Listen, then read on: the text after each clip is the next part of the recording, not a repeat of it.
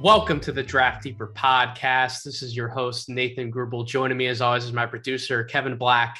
And rejoining me on this podcast feed, one of my favorite guests to have on this podcast. I've been on his pod. He's been on my pod plenty of times. Should feel honored. This is the first pod. I have a brand new audio setup that I'll be testing out. Hopefully we get all the fun and rave reviews on the social media waves. But joining me here for an off-season podcast to do one of our favorite exercises I think we could do on a podcast feed. This man is very well accustomed to retiering or redrafting, as he likes to do with Sam Ferris over on his podcast feed. If you haven't listened to these episodes of Chucking Darts, please go listen to those episodes. But Chuck, you are the man of the hour, my friend. You're back on the podcast feed to join me for, as you just said before we started recording, one of your favorite exercises of the day. How we doing, buddy?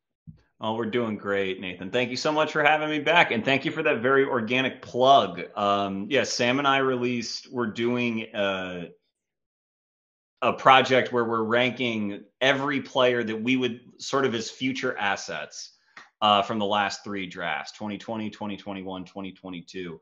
And hopefully all things, if everything goes according to plan, part two of that, which will be players 16 through 30, will be out probably when people get this, if depending on when this gets released. So that should be in your feeds very, very soon. But I'm thrilled to be back to talk about 2021.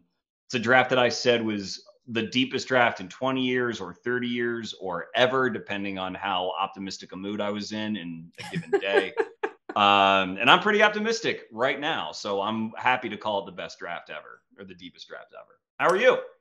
I'm doing well, Chuck. I agree with you. I think 2021, the exercise we're going to be doing today is we're going to essentially be retiering, or at least I'm going to be retiering. I think you made up some retiers of your own as well with the 2021 NBA draft class. The next two podcast episodes are going to focus on retiering as we go through, as I said, one of my favorite offseason exercises. I'll have a 2020 episode out at some point next week, but Chuck's here with me to go through 2021. So I will go through my tier system and how I do it. And I will have Chuck go through his system as well before we really get into the meat and potatoes of that podcast. But really, Chuck, before we start that exercise, I told you I would just start out this podcast with any general thoughts you would like to get out there about Vegas Summer League or the Utah Summer League that has happened, or the California Classic. Any Summer League takes that you want to get out there? I just released on my podcast feed some of my reactions, but anything you want to discuss? Nothing super, super deep, nothing that probably you and others have not already remarked on, but Keegan Murray is real good. And everyone liked Keegan. I liked him too. I ended up with him, though probably a little lower than some others. I had him 9th on my board, but I just love watching that guy shoot and watching him move. And I liked him and Johnny Davis both for how well conditioned they were as athletes on both sides of the ball. And Keegan is showing that not only is he super well conditioned, but that his shooting touch really is his best skill and attribute. And that his size at 6'8", being a big wing, just makes him so much more dangerous, unfortunately, than Johnny, who sort of has an uphill climb ahead of him. But just the different angles that Keegan gets his shots off, the confidence that he has, really, whether he's on balance or off balance, his fearlessness, I've really enjoyed watching him. And I think it must be very gratifying for Kings fans who took a lot of grief draft night and in the weeks after draft night, just to see what a good player they really have. I still would prefer Jaden Ivey, but that's not really the point of this little soliloquy. The point is to say that Keegan Murray is really good. It's been great watching him. It's funny you say that, because in my rankings, I had Jaden Ivey one spot ahead of Keegan Murray. And I understand it's Summer League. We're not going to give any ridiculous overreactions or any ridiculous takes here, but I leave myself thinking, should have I had Keegan Murray at number 4, one spot ahead of Jaden Ivey, just because I feel his game just translates so well to the NBA. And I think what you and what others have talked about on social media, Chuck, is I've seen the movement shooting, the overall shooting ability really unlocks so much of his game, and it makes him a really interesting piece to any rotation, but in particular to that Kings rotation. And I understand there have been some defensive things that he will need to work on at the NBA level, although he still has been an active defender in terms of making plays on the ball. I loved what I saw from Keegan before I got to Vegas in some of the summer league games. I love what I've seen from him when I was in Vegas. We had up close seats to when he hit that ridiculous shot to send that game to overtime. That was really sick. awesome to see. You were courtside for that. That's awesome. We were up close and personal for that one out at Las Vegas. So that was really fun to see. But I would agree with you. Keegan Murray should have caught everybody's eye. And if anybody doubted that he was going to translate as well as he has, at least in these summer league moments, in comparison to what he did in college, I think more of those doubts should be wiped away for some of those quote unquote Keegan Murray non-believers. I know his game might be boring for some, but Chuck, you and I love to embrace those types of guys. And I know Rucker and I talked about that multiple times on the podcast. We like really smart and technically sound basketball players. I know you would agree. Well, and especially big wings who really, really shoot. And if you want to just nail another segue, I mean, I don't want to spoil today's episode, but I thought Trey Murphy III played pretty well in his 2 games that he appeared in for the Pelicans. I thought he looked very explosive at 6'9 plus or 6'10, and his 3 didn't even fall, which is the best part of his game. Most everything was him attacking off the catch or off a closeout and getting to the rim and finishing. So I thought he looked great too. But I don't think you need to worry about having ranked Ivy ahead of Murray, because honestly, Ivy went down with that ankle injury, although he looked great in the couple minutes, before he suffered that injury. I think that had he been healthy, then the predominant narrative coming out of Summer League would be that the 2 players who looked at the very best just in that pressurized small environment would be Chet and Jaden Ivey. I think that's what people would mostly be saying. But that's just a hunch I have. So let's just get my one big takeaway from watching Summer League, and let's just get this out of the way because I feel like it's going to be a common theme as to a lot of what we talk about today with the 2021 NBA draft classes. And just watching some of these games, Chuck, the positional size that is all over the place on the court now, the positional size, the extra length, the wingspans. You really need to have guys on your team who either match that positional size more than ever, or you need to have the guys like Jaden Ivey who has that game-breaking speed, that real equalizer to that plus positional size and length. I really think it's more important now, or at least it feels like it's more important now than ever, because we watch some of these other guys who don't have some of those same traits and they're struggling. Like one of my favorite guys from last draft class, who I know we're going to talk about, dropped down quite a number of tiers for me because he didn't really break out last year, and I got to watch him in Summer League this year, and some guys like him, but really Jared Butler's who I'm talking about. I mean, I figured, yeah. He doesn't look like the same guy, Chuck. And that's just that's really my overarching theme as to what a lot of we're going to talk about today, is that just where the game is going. I feel like now more than ever, if you don't have those equalizer traits, it's going to be really hard for you to, let alone succeed at a high level, but really stay on an NBA floor for a significant amount of minutes.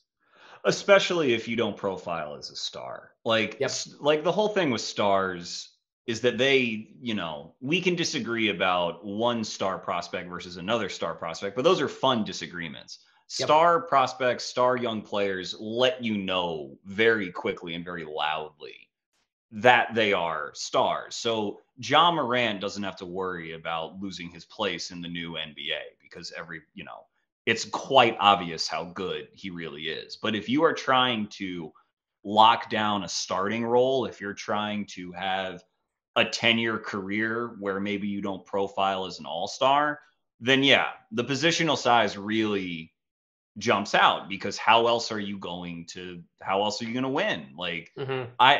I thought that this draft was very interesting because what were, for many people, the three best prospects in the draft were all 6'10 plus, and you heard positional size and skill for size with all three of Paolo and Chet and Jabari Smith Mm-hmm. consistently. And I actually thought that missed a little bit of nuance, because if you're drafting at the very top and you're looking for true stars, then yes, if they happen to have positional size, then that's great. But the focus should really be on the skill package if you're looking Mm-hmm. for a star, because that's what stars are. They're the most skilled players in the world. But once you get down just from that tier, if you go from tier 1 to tier 2, then positional size, I think, starts mattering, an incalculable amount. I would agree. And before we get started on the exercise, we'll do that very shortly. You mentioned Trey Murphy. I'll throw in the comment. I did not expect Trey Murphy, as far as his physique, to look like what he does right now. Holy shit, Chuck. He looks like he's ready to fight somebody, and he's gonna win that fight every single time. He is huge. Did you expect him to really add that much to his body this quickly in his career? You're asking the wrong guy, Nathan. My answer is going to be yes, I did. But I am biased, is what I mean to say. Sure. But yeah, like Trey's been my guy for, over a year now. I've thought that he was so underrated and had such a bright future. So I think it's great for him that he went to New Orleans, because that's a team that really is embracing drafting and developing and having that be their identity. I think there's a potential in the West for there to be a fun little rivalry between them and the Memphis Grizzlies. Your dart-filled Pelicans are going to be coming for blood next year. I can agree with you on that one. Those two teams still in the same division, so they'll play each other plenty, with really just absolute superstars at the top, and then just young talent that they've developed dotting everywhere else on their rosters. I think that is sort of the NBA nerds, probably the person who listens to our shows. That's a rivalry that they could really get into, and I'm looking very much forward to that. But yeah, as far as Trey goes, I'll get to him pretty quickly on our list here. I'll put it that way. But yes, I expected him to make these sorts of gains. Oh, I know all of the draft sickos out there who listen to both of our shows. I would agree. They would embrace that rivalry. They're listening to somebody who, when I did a pre-summer league, top 5 teams I'm most excited to watch, I had the Memphis Grizzlies as a part of that top 5, because I just wanted to see the weird and wonderful of that roster. And that weird and wonderful is played out in many different ways. Some of the guys on that roster, Chuck, I know you embrace one of those guys in particular, Jake LaRavia. I mean, not to make this a 2022 episode, but we talked about Jake LaRavia on this podcast feed, but they got David Roddy, another one of your guys who you called out early on last draft process. He's been playing really well the last few games. Kenny Lofton is turning some heads, mine included. Yeah. Kennedy Chandler standing out like that. That Grizzlies team, the fact that they can sport out with Zaire Williams and Xavier Tillman like a legitimate 6-man unit in summer league that can also be the 6 through 10 of a really good NBA team, that's absolutely ridiculous. So I would agree with you. The depth that Memphis has, it's pretty wild. Any other thoughts about Memphis's summer league run? Really great to see Kennedy Chandler go to that environment, because that was always a guy who was who had NBA talent, clear NBA athlete, NBA level intellect. But with his shooting, I was very worried he would get lost in the shuffle of wherever he went. But you don't get lost in the shuffle in Memphis. If Memphis drafts you, then they have an idea for how to use you. And so happy for him. Very happy for Vince Williams Jr. as another guy. I did not mention Vince Williams. I forgot about him. My apologies. It's all right. But he, his very much fits into the Memphis ethos of very high field guys who know how to pass and shoot and defend. So happy for them. And one quick other shout out before we get into the meat here is another guy that we discussed on an episode is my guy, Jabari Walker, getting himself a guaranteed contract after getting drafted in the 50s. So I have thought highly of Jabari for quite some time. He's another one who has positional size because he's 6'9" and can slide on the wing on the perimeter defensively, and he just can shoot the hell out of the ball, and he plays very, very hard, and that is usually a winning combination. So very happy for him.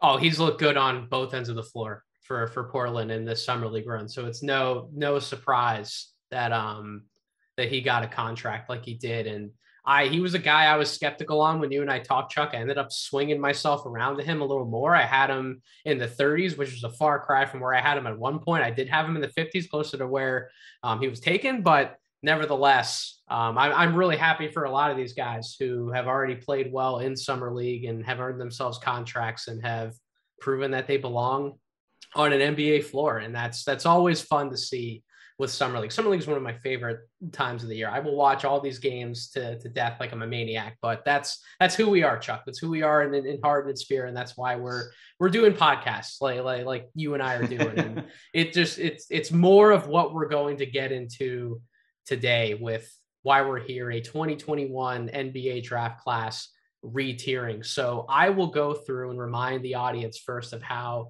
I operate with my tiers, how I do this before every draft class. And then Chuck, I will give you the floor after that. I'll let you go through your tier system, which I think you and I are on pretty similar wavelengths with how we do it, just minor differences.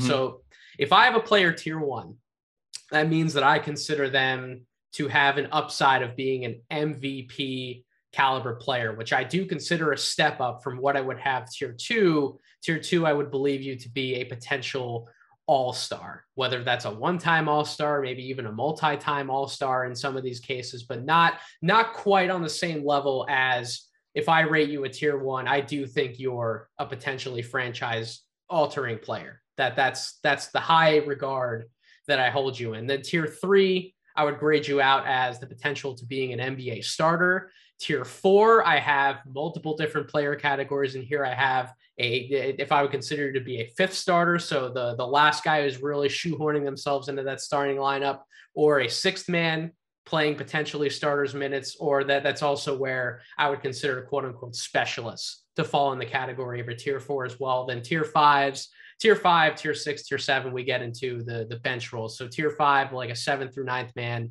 tier 6, a 10th or 11th man, and then tier 7, I mean, fringe NBA player is what I will call it. So those are my tiers 1 through 7. Chuck, why don't you go through and kind of give the audience your tier system and how you wanted to approach today's exercise? Sure. Very similarly, my first tier actually only has one player in it. But wow. it is it's not quite MVP potential. It's although this person probably has MVP potential, but it's first team all NBA is how I think of it. And then my tier 2 is sort of multi-time all-star, all NBA being on the table, clear value in multiple rounds of the playoffs. That's tier 2. Tiers 3, 4, and 5 are all sort of degrees of starters. So tier 3 is guys who I think basically are good enough to start right now and to continue to get better, and who could start on most, if not all teams. 30-team starter is a phrase I keep talking about on my podcast, is guys having the quality and the versatility to fit lots of different types of schemes and roster constructions. That's really what I'm talking about with tier 3. With tier 4, it's players who I think are good enough to start in short order, even if they're not quite there yet. Really just the same idea as tier 3, but just a little bit of a step down. Just I have a little bit less confidence in, just how certain they are to be valuable starters across the league, but still excellent prospects who are, lottery prospects in any other draft class. And then tier 5 is getting more into that sort of 5th starter, high utility bench kind of role. And that sounds like maybe I'm diminishing those players, but those are players who get paid the mid-level exception and are going to, under the next CPA or once the next TV money kicks in, make $14 million a year playing basketball. So again, in any other draft, these are players who go from anywhere from, 8 to 20. But in this loaded year, that tier starts at 24 for me and goes through 37. So, and then tier 6 which was the last tier I had, are, like you said, valuable players with value in the league, but are usually going to be coming off the bench and have a more narrow role that they fill than the tiers ahead of them. So that's where I'm coming from. So your tier system, in reality, for anybody listening and they wanted the Cliff Notes versions of both of our tiers, it's really, I view the starters path more on my tiers 1 through 4. You have kind of like a tier in between my tiers 3 and 4, so to speak. You have it broken out. Really, tiers 1 through 5 is where that type of player you would find. And it's really interesting. You mentioned that number cap you gave between tiers 1 through 5 of 37 players. You know what's interesting about that, Chuck? I just made the comparisons between my tiers 1 through 4 and your tiers 1 through 5 and how they're really the same thing. Last year, when I did my tiers, I also had a count of 37 players in my quote unquote starter level tiers, which is really interesting because it shows that we're along a similar line of thinking, but you've called this the deepest draft ever. That's how you've dubbed it. And I certainly would agree that it is an abnormally good draft, to where when I go back and I look at previous years, the further away I get from that specific draft year, I sit down and I try and do an exercise similar to this. Generally, that number of players, at the very least, between tiers 1 through 3 for me, it continues to diminish and diminish and diminish and go down. And 37 through my first 4 tiers, your first 5 tiers, that is a really, really high number to hand out that type of a grade to. Usually that number is not that high. It certainly wasn't that high for me for 2022, but I make comparisons as to when I sat down and I re-tiered this class and I look at my tiers 1 through 4, I have 28 guys now that I would count that fall in those tiers. And between tiers 1 through 3, which are really like my more sure thing of bets to at least being starters in the NBA, that number in a redraft usually sits, or a re-tiering usually sits for me at about 13 to 15 guys when I go back and I would redo such an exercise. Right now, that number is sitting at 20. So even so, a little bit closer to that 15 mark, but still a much higher player count, which speaks to everything that you would talk about this being arguably the deepest draft class ever. If I were to tell you, again, just to reiterate, that after doing this exercise, my tiers 1 through 4 encompasses about 28 players.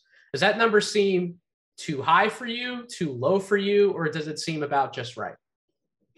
I mean, it's a little lower than the number I've got, but I don't think that makes it a bad number at all. I mean, because I think especially when you get down to the lower, I mean, it sounds insulting to say lower because all these guys have so much promise, but when you get down to, player number 25 and on, then it does flatten out a little bit. And, from player 25 to 35 or 40, then you can put that tier line in lots of different places. So I don't think it's inappropriate at all. If anything, it's probably the more responsible thing to do, because the odds are always against there being, 30 plus players who end up starting and having multi-year or multi-contract careers in the NBA. I'm just going to be irresponsible because it's fun and I like so many of these guys so much. And if there was ever a draft to be too optimistic on, it's 2021. And we're also only a year removed, and I could be making a declaration to where I moved a player down a tier or two, and by the time we're doing a podcast like this next summer, they could move right back up to potentially where I had them when I was actually tiering them during the respective draft year. So who really knows at the end of the day how this is going to play out. We could add another 2 years onto this and the results could still completely shift and alter. And that's the beauty about what we do. We evaluate and we adjust based on the information we have in front of us. And as new information comes in, we adjust our lines of thinking and we adjust our rankings and our evaluations. That's how the business goes. So it's why I like to do exercises like this every year during the offseason when I have some time to really sit down and think about where do these guys fall in the current landscape of the NBA? How is the league shifting? What are the changing trends that are in place now that are shifting around some of these rankings and some of these lines of thinking and philosophies? That's the beauty. That's the fun of all of this. So let's dive into some of these rankings. So I'm going to start at the very top in tier 1. Chuck, when I did this last year, I had 2 guys in a tier 1, which for me, tier one for me is it's rare air, right? I don't always have guys in that top tier every single year. Matter of fact, in 2022, I did not have any of those top 3 names, Chet Holmgren, Paolo Banchero, or Jabari Smith, in a tier 1. That is how in high regard I held Cade Cunningham and Jalen Green when I did this exercise last year. Now, my tier 1 has shifted a little bit. 2 names have actually jumped up into that tier, and 1 name has fallen back a tier. So Cade Cunningham, I think he did more than enough last year to prove that he is certainly on a path to potentially living up to the billing that I give a tier 1 prospect. The other 2, I know we're certainly very high on one of these guys. It'd be Evan Mobley, has now jumped into this tier. And Scotty Barnes also really jumped into the conversation, particularly in the second half of the year. And I know this was kind of like the rookie of the year ballot, these 3 names, but for guys to jump up a tier into a significant tier after just 1 year, for me, that really speaks to how special I think they are as prospects and really the direction where the NBA is going. Everything that you talked about, Chuck, at the beginning of this podcast, when I talked about what one of my overarching themes was going to be for this episode and episodes to come, especially as we shift our focus to another draft class and another league year. It's this intersection of size, athleticism, and skill being more important, in my opinion, than ever. And Evan Mobley and Scotty Barnes, to join Cade Cunningham in that top tier, they have those things, but they're also just really, really, really smart basketball players. And they can just do things with their gifts, and they know how to do things with their gifts that some of these other players, especially in this draft class, they just aren't able to do on the same kind of level, at least not yet. So that's my top tier of Cade Cunningham, Evan Mobley, and Scotty Barnes. You said, Chuck, your top tier only had 1 player in it. So why don't you tell me who that player is and explain your thinking behind that? The 1 player is Evan Mobley. Okay. And it's only because like first team all NBA is really, really, really hard to make.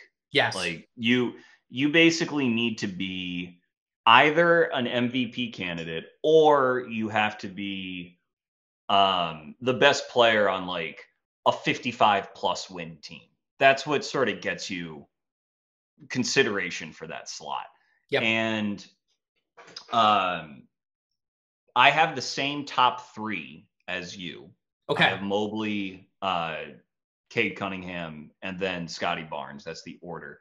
But the reason I have Mobley is just a little bit above those other 2 is that Mobley, I think, most successfully hits that intersection that you're talking about, where he has exceptional size, exceptional athleticism, exceptional skill, and exceptional feel. He really hits all of those quadrants to me. And Cade and Scotty are both great, obviously, and I'm sure we'll get to them in more detail here in a moment. But for Scotty, for example, I think that I think he probably did outperform expectations on the offensive end, which is great and helped him win Rookie of the Year. And I still retain a little bit of skepticism that offense is going to just go on a very smooth curve upwards. I think there might be some years where the shooting isn't quite as good as it was this season. I think he shot like 30% from 3 or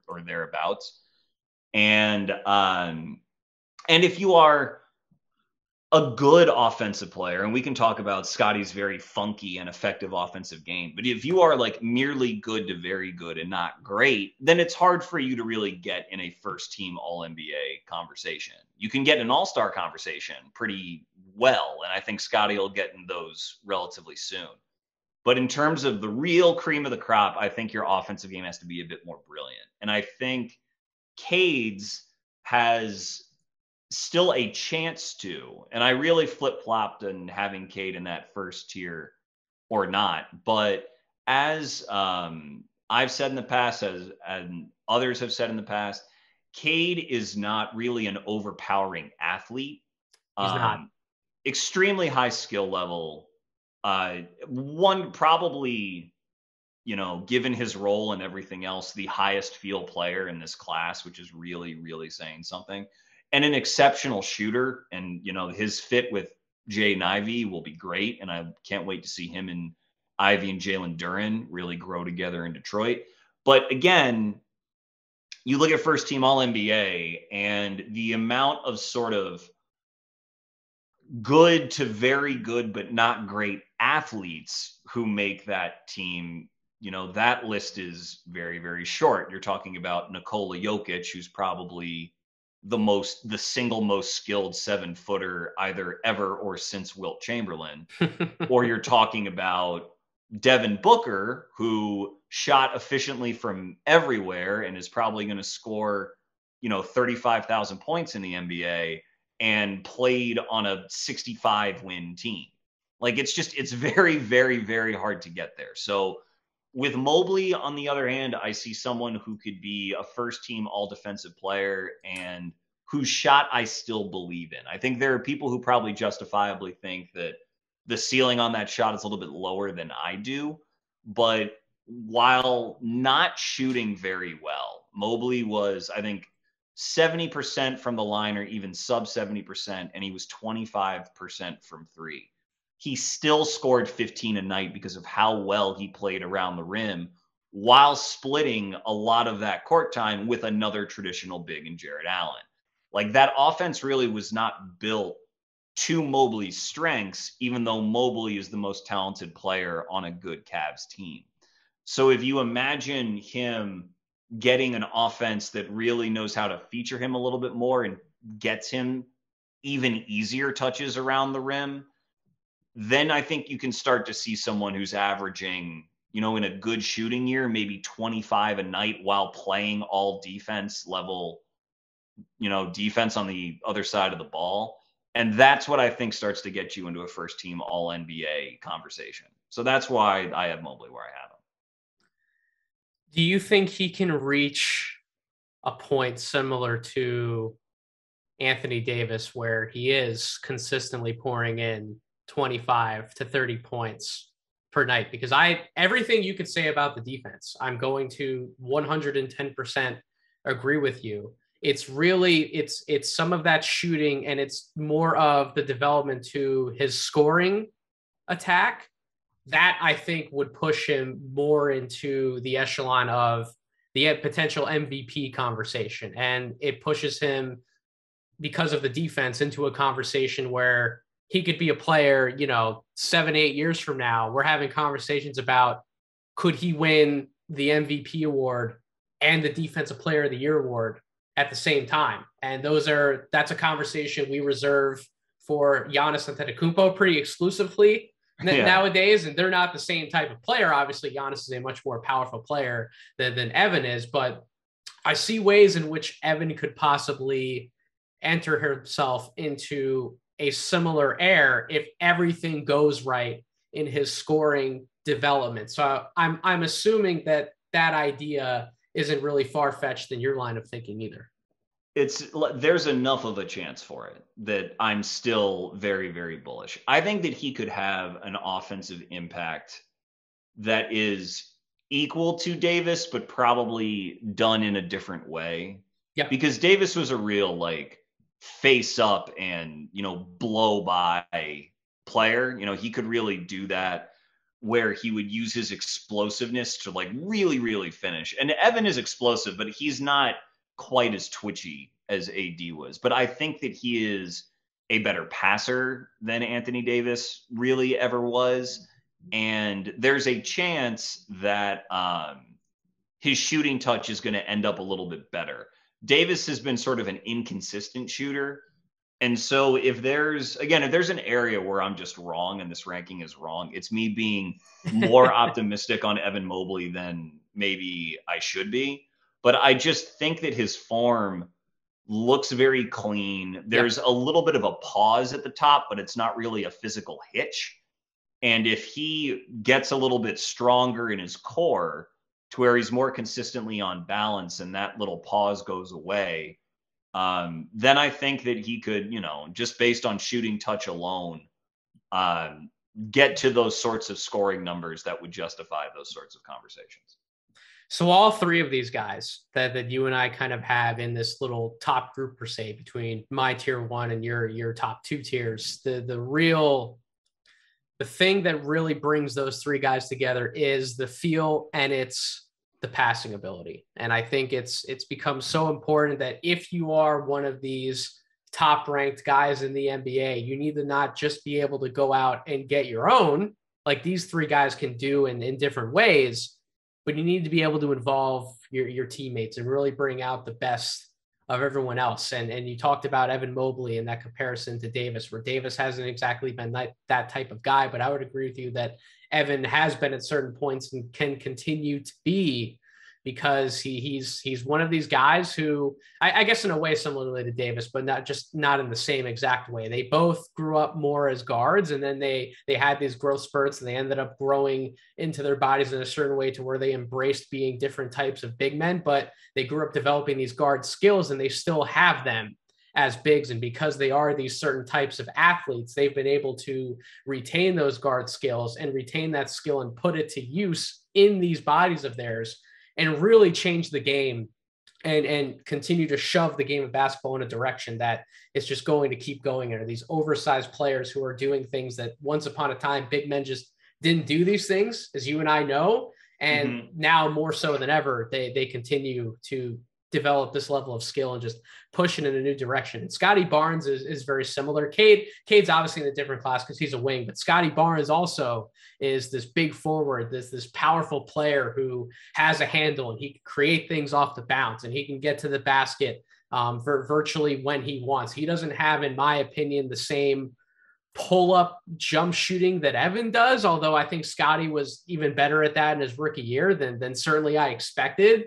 Evan, I think, has a much cleaner path, in my opinion, to be a better jump shooter than Scotty Barnes. But Scotty Barnes has already taken steps to improve his shooting ability overall, which is really nice to see, given the other parts of his game that really bring it together for him. And then you have Cade Cunningham, who, Chuck, Cade's an interesting case, because I think what he showed he could do in college and what he showed he could do last year, at least on the offensive side of the ball, he's excelling more at the tougher parts of offense, and he's really struggled with some of the easier parts of offense. And maybe that does come back to some of his athletic limitations.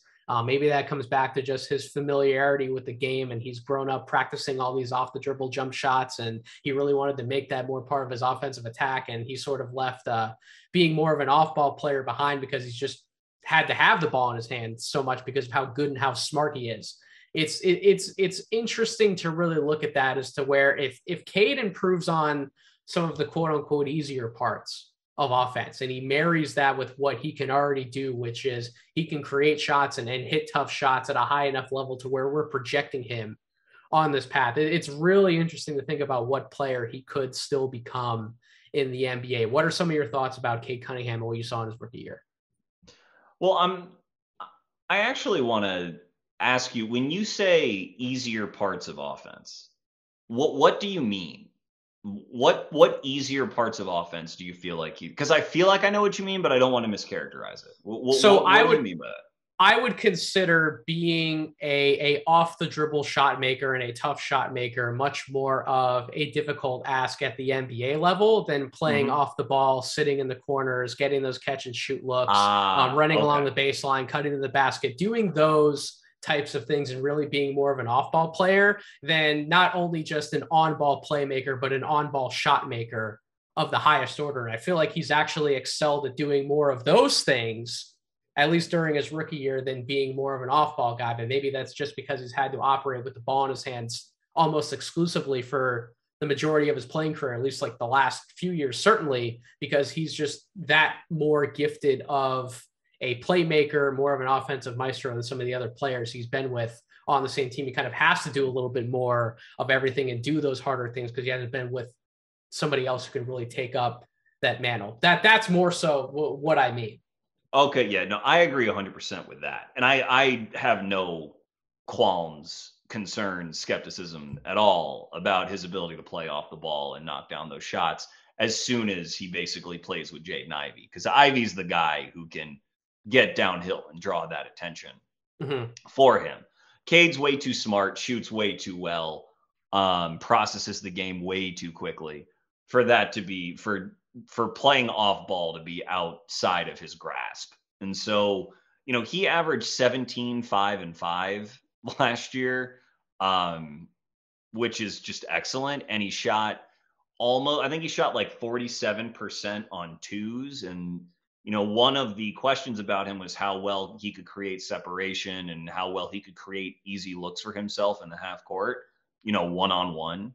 And that still is a little bit of a question, but when you have touch good enough to still turn in numbers like that, you know, 47% from two, which is really not bad, especially given your supporting cast and doing it as a rookie with his amount of usage, you know, it tells you that you're dealing with someone who is a really, like you said, he's a really, really good shot maker. And, you know, NBA offense is only going to get easier for him year over year as that team surrounds him with more talent. And I think you'll see that as soon as this year with him and Ivy. So there's going to be some year where, you know, maybe it's Cade's third year and it's Duran's second year or something, or maybe it's Cade's fourth year and Duran's third year, where the Pistons are going to go from like a 30-win team to a 50-win team because guys like Cade, whose habits are so clean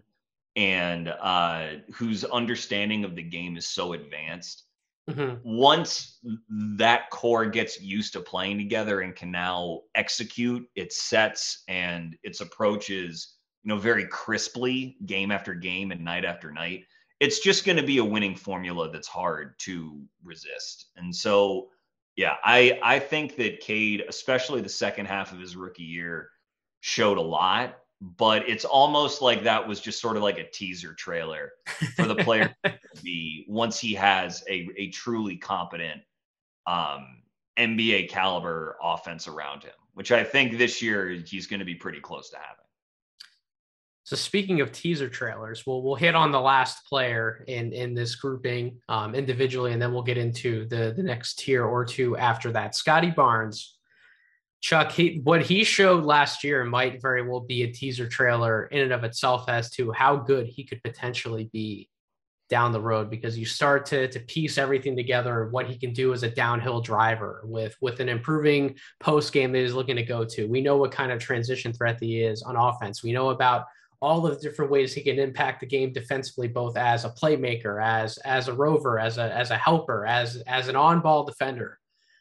If more of the jump shooting continues to come around for Scotty Barnes, Chuck, then we really look around the room and we say, well, what else really can't this guy do? And those are the scariest types of players that we have in the NBA. Well, we can point to the things that he needs to work on, but at the same time, we can also envision futures where those things actually do come around for him. And if they do, what else does he really need to prove on the court? And if he's a guy with his size, with his athletic ability, his feel for the game, and you really marry in that fourth part, a four-part marriage, which is what you talked about with Evan Mobley, then we get to where we could be with Scotty Barnes.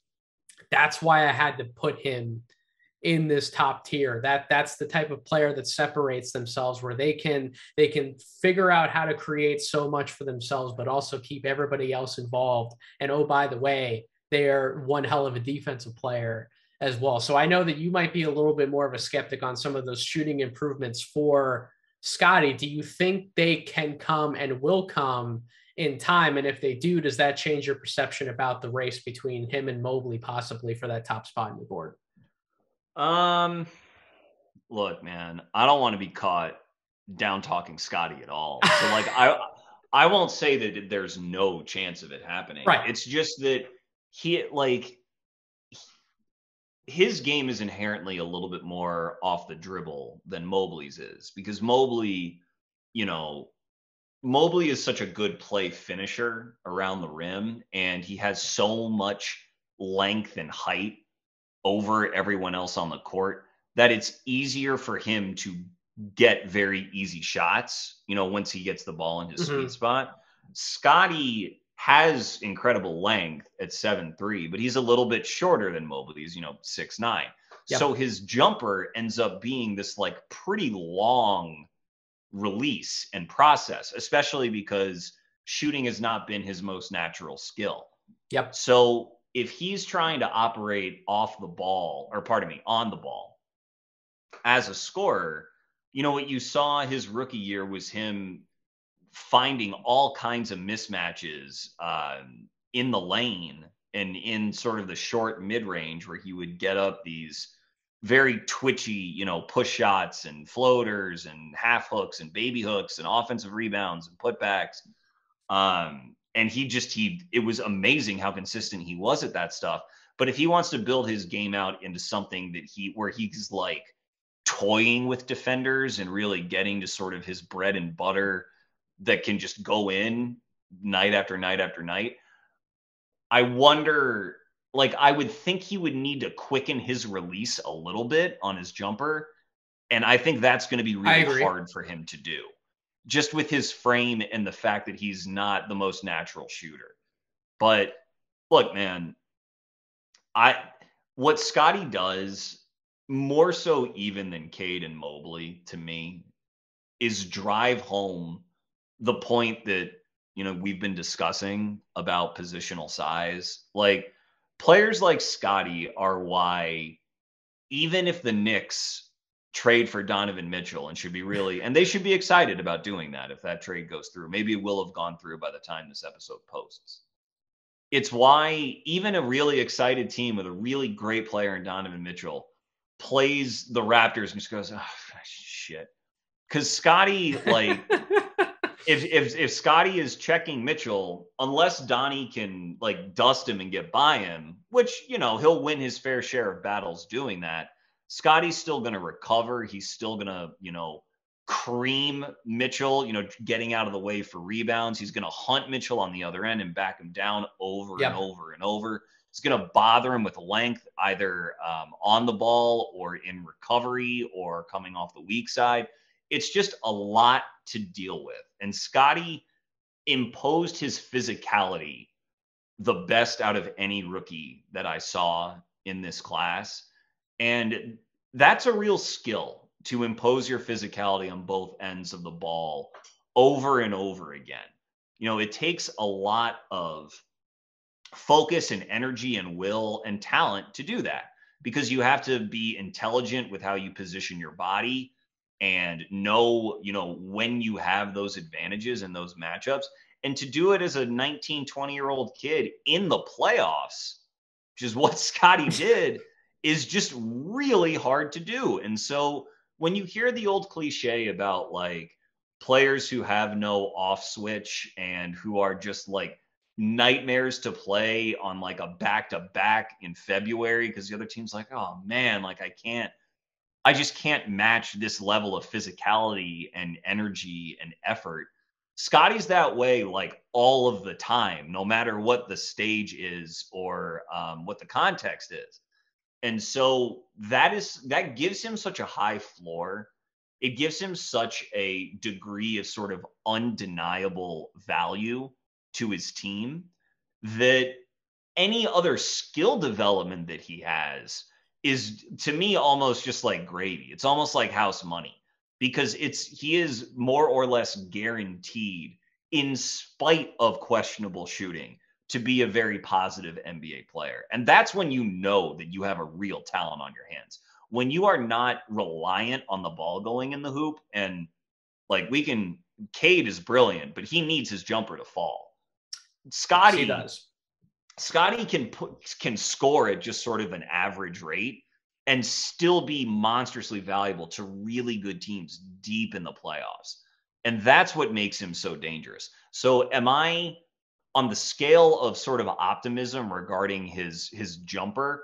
I'm probably middle of the road or maybe even a little below average, but that's not to say I'm below average on his overall projection, because he is a very unique class of player who can thrive and succeed even in spite of like a mediocre shooting projection, in my opinion.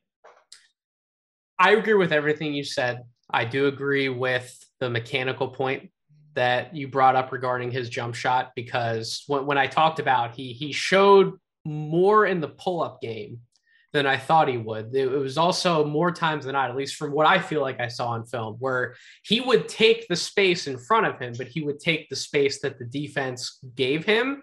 Mm-hmm. And when he took some of those pull-up shots, they wouldn't really play up to properly contest it in the same way that like somebody would contest Cade Cunningham's shot, for example. And you just wonder, like, if more of those shots, at least that I saw in a film, would have been, a little better contested, would have Scotty tried to maybe rush through the mechanics or do something that's off kilter for him a little more, and more of those shots wouldn't have gone in, similar to what we would have seen in college should Scotty have attempted something like that. He definitely showed more of a comfort level to take those shots in the NBA, but they weren't exactly the same level of pull-up jumper from a defensive standpoint as somebody like coming on guarding Cade, for example. So that's a reason why I think that he will have to do one or two things to tighten up his mechanics, get a little quicker on the release for those situations, because eventually, just given where we talk about the league's going, somebody's going to be able to properly come out and contest that jumper and not let Scotty just absolutely blow through him and get by him every single time, right? Scotty's going to have to make some tough jump shots at some point if he's really one of these top tier guys like you and I think that he is. So that will be an interesting development to watch with him. The one comment you just made, Chuck, about Cade needs his shot to fall to be his highest level of effectiveness. The next guy who I'm going to pivot to, who would be in tier 2, who I mentioned would have dropped out of my top tier, would be Jalen Green. If Jalen Green isn't doing what we know Jalen Green can do on offense, then his case falls apart much quicker than the three guys that we just spent time talking about, because he's not the same high-level passer or decision maker on the ball, for that matter. He's not the same, or at least could get to, in my opinion, as high of a level defensively as the three guys ahead of him. I still think Cade's actually going to get to a point where he becomes a really interesting defender on the wing in the NBA. Jalen needs to be a really impressive offensive scorer for everything to truly click and for him to hit his ceiling. But at times when he's not doing that, his impact on the game falls off. I'm curious where you're still at on year one, or after year one, I should say, of the Jalen Green experience, Chuck, because I think I saw everything that I expected to see from him in year one. I think me moving him down slightly, I think it's more so just a nod to who those other guys are likely to be in their NBA careers, more so than I thought Jalen did anything wrong during his rookie year. Where are you at on Jalen Green? He's my next player, and my tier 2 is Cade, Barnes, Green, and Franz Wagner. So okay, so we're in a very, very similar spot with like our top 5 names, if we want to call it. And yeah, and so I Jalen Green, and if Mobley's jumper never arrives, like I think it can, Green could be the best player in this draft. Green is a class of player that I think it's hard to say if like everyone underrates him, but I certainly feel like there is a vocal portion of draft evaluators who underrate guys like this a lot. Yes. And it's I think it's another reason Jaden Ivey was underrated, and why I thought it was strange that he was, considered by so many people to be the no doubt 4th best prospect in this class. I finished with him 3rd, but Green, more than Scotty, more than Mobley, and more than Cade, creates easy offense off the dribble. He's the best in this class at doing that. Creates easy shots for himself off the dribble, better than anyone. And that is usually the formula for finding the best player in the draft.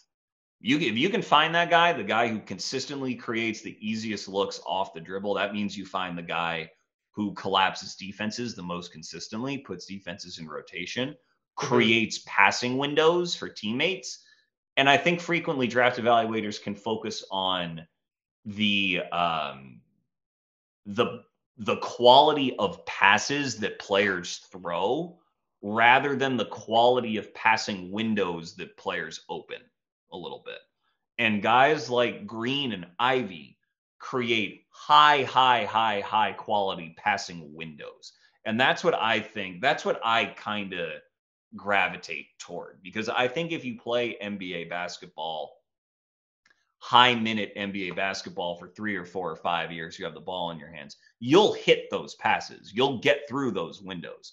What is hard to replicate is generating the windows in the first place. And so Green does that. And you saw that, especially again, the second half of the year in Houston. There's another guy who didn't have an ideal circumstance last year specifically because there's juggling. Are we really developing him alongside Kevin Porter Jr.? What are we asking him to do in relation to Kevin Porter Jr.? You know, what kind of touches are we getting Şengün? You know, it was really sort of like a teaser trailer kind of year, the same way it was for Cade in Detroit. That team last year doesn't really resemble the team that's really going to be around Jalen Green during his most important years as a Rocket. That team looks different and more promising now. You know, we don't need to get into their 2022 draft, but, you know, Jalen Green has a lot more to play with now. And so I think that, yes, his jumper does need to fall, but as someone who's going to get to the rim as easily as Green is, and who's going to, you know, draw fouls pretty easily, that's another characteristic of the player who creates the easiest look off the dribble in any given draft class. I think his offensive floor is just very, very, very, very high. And if you hear me talking about high floors like this, that's not to suggest low ceiling. It's quite the opposite. It's just, if I know you're going to be good at important stuff in the NBA, then it becomes easier to become great at important stuff in the NBA. And so Green is going to be very good at that sort of most important dimension to offense. And so I think the future in front of him is very, very bright. I did not see a whole lot in his rookie year to really detract any optimism. It's just Scotty turned out to be such a unique player that, like, I still don't really know if is 3 the right spot for Scotty, is 7 the right spot for him. Like, there's just, he has no analog that I can readily point to in other draft years. And so right now I'm really optimistic on him, and that dropped Jalen from 3 to 4. But it's not any shade on Jalen. If anything, I'm more optimistic on him than I was last year, and I had him 3rd overall last year. So yeah, Jalen's great. I agree with you 100%. We're in the same boat, that it's not any sort of slight towards Jalen. It's more so to me the surprise and the intrigue of some of the other guys that you and I would have put ahead of him. I love the comment you made about the passing windows and the creation of said windows. And it comes back to the point that I said it's going to be the overarching theme of the podcast. It's, if you don't have this plus positional size or length, but you have the potentially game-breaking athletic traits, now we're still in this, you know, you can be a potentially top tier or close to it player in the NBA. Jalen Green does have those athletic traits, and you see them on the ball. You're starting to see more of it out of the pick and roll when he gets that screen at the top. He was a much improved pick and roll scorer, and to an extent a playmaker from where he was game 1 versus towards the end of the season for the Houston Rockets. You see it off the ball. His cutting, Chuck, is freaking ridiculous. He is already a really good cutter, and it's because of he is just quicker than anybody else. And if you don't account for him being able to create that window, that back door to the basket, if you don't account for it, he will get there before he will already be scoring the basketball before you could even possibly think about recovery. If you don't account for it, it's pretty wild to watch some of the off-ball film with Jalen Green. And then obviously his shooting ability. I mean, he has ridiculous range on his three-point shot. He's very comfortable getting into those step backs. I think the next evolution for his offensive game, besides some of just making better decisions and moving the ball, I think will be to tap into more of his mid-range game. Right now, he's kind of like I would consider him like a 1.5 level scorer, and that I'm not sure he's even at his full level in finishing around the basket. I think more of that will come as he continues to add to his body and get stronger. We know what he can do with the three ball, and then the mid-range I do think needs some work, but he still has a clear path, in my opinion, to becoming a 3-level scorer in the NBA, which at the NBA level, that's really, really, really hard to do. I think you and I would both hammer home that point incredibly well. You mentioned that Franz was your next guy on the list. He's also the next guy on my list. And he had a much better season in Orlando than I think I could have possibly imagined. And before the draft, people were trying to ask me what could be like a ceiling for Franz. Cause I didn't do like numbered rankings within the tiers during this draft class, but like if I would have tried to attach some sort of number to him, he would have been in my top 10 before the draft, probably towards the back end of the top 10, but he would have been inside the top 10. People try to ask me what could a ceiling be for Franz Wagner. I was like, maybe if he hits like his apex, right? Maybe we can look at him as being this Gordon Hayward type of wing. Sure. And you watch him last year, and I'm like, oh my God, like there actually might be a more realistic world than I initially pictured, to where he could become that level of wing. And I don't want to downplay when I say that, because I think some people forget that, like, when Gordon Hayward was at the peak of his powers before a lot of this bad injury luck happened, like he was a top 5 small forward in the NBA, and being top 5 in a positional, he's an absolute beast. Yeah. Like being top 5 in any positional category in the NBA that is an incredible compliment to give anybody. So the fact that I could mention Franz could be in a conversation like that, that's really, really high praise coming from me. What were your thoughts about Franz and his rookie year? Did anything he did last year or showed to surprise you at all? Or was it more of what you thought, what you expected to happen when he was coming into the NBA? Oh yeah, it certainly surprised me, but I was a dummy, you know. Like, I mean, like Franz. I think that if I had researched Franz's pre-Michigan career more heavily, then I would have been a bit more optimistic on him. I had him 12th at the back of a tier that went from 7 to 12, and I should have just had him 7th. I mean, that's where I should have put him, but. Even that would have been too low, as evidenced by where we have him now. I didn't see him being so aggressive off the dribble. I knew that he was a good driver and like a pretty good finisher, but I didn't see him using his dribble to get into his shot and doing these sort of step backs and sidestep threes. Yep. And, you know, driving with so much aggression, possession after possession after possession. That's what surprised me, is just how much he embraced that offensive usage right away. Because I thought that though he was a very good offensive player at Michigan, I thought his primary selling point as an NBA prospect was his defense, not his offense. And now, though, again, I think he's a good defensive prospect and going to be a good defensive NBA player, I feel the opposite, that like his meal ticket is his shooting and his offensive mind and his scoring ability. And I think Hayward is that's the right vein to sort of be looking in. I think if anything, Hayward actually was probably even a bit more of a talented shooter than Franz was. And just like I think they're on different levels athletically too, which is why I didn't want to use that as like a clean 1-for-1 comp. But in terms of overall impact, I appreciate that you would agree that's the type of path we would want to go down for Franz. Yes. I actually, and if anything, I think Franz maybe processes the game a little bit more quickly than Gordon did. And then, again, that's not a slight on No, Gordon. from a passing But standpoint, I agree with you 100%. That part of his game also sort of surprised me, along with the pull up scoring and to be able to separate and create clean shots off the bounce in the mid range.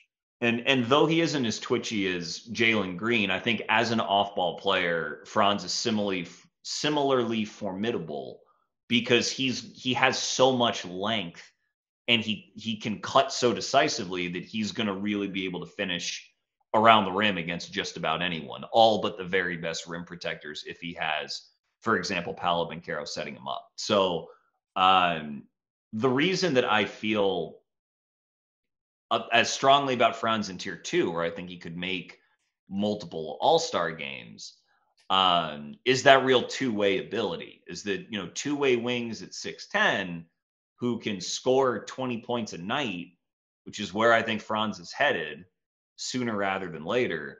That you can count them on one hand, the players who fit that description, and that's really it. He's another guy who, like Cade, his shot needs to go in for him to really reach his ceiling. And I know, again, we keep saying that, but it's just for non-elite athletes, you really got to be able to shoot. And Franz and Cade are both very good, but they're not quite elite athletes. And so the ball has to go in.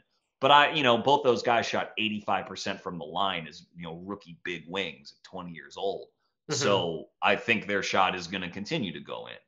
And so that's why I've got him where I got him. If you can imagine a two-way wing who can play off the dribble and score 20 a night at 6'10", then not only could every team use that, but those are players who, that's what Jason Tatum is. He's an extreme version of it, but that's who he is. So yeah.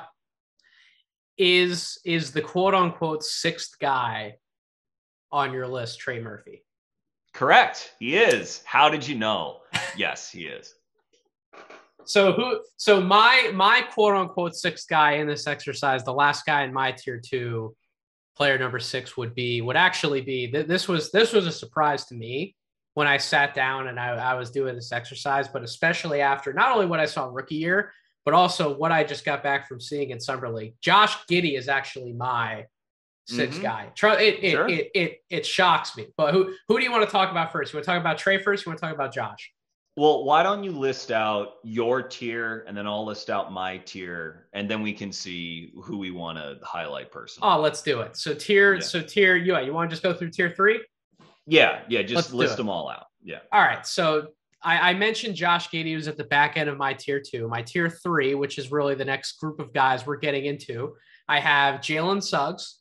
I have Alperen Şengün. I have Jalen Johnson still in there. I still believe. I know you still believe as well. I have Isaiah Jackson in this category. I have Jonathan Kuminga and Moses Moody in this group. Those are guys who I already had as like tier 3 from last year, right? Now we get into some guys in this group that I moved up, and a few of them I moved up significantly. So Ayo Dosunmu moves into this category. Cam Thomas moves into this category. Chris Duarte, Joshua Primo's in the fold. This is not, I don't have numbers attached to these guys. So when I say Trey Murphy right here, I'm not trying to hurt your feelings, Chuck. Don't worry. I like Trey very much. Zaire Williams is in this group.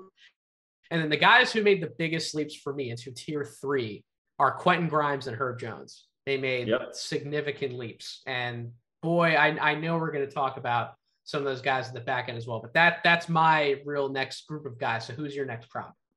You named all of them, but my tier is smaller than yours. So you included some guys who are in my tier 4. So my tier 3, Trey Murphy, Jalen Suggs, Josh Giddey, Herb Jones, Moses Moody, Isaiah Jackson, Jonathan Kuminga, and that's who I have in tier 3, because this is, again, something that this draft had that is so unique, which is to have, really a lotto's worth of prospects who I think have it in them to make an all-star team. Not all of them will, but I think that there is an all-star path for, 12 players in this draft, which is insane.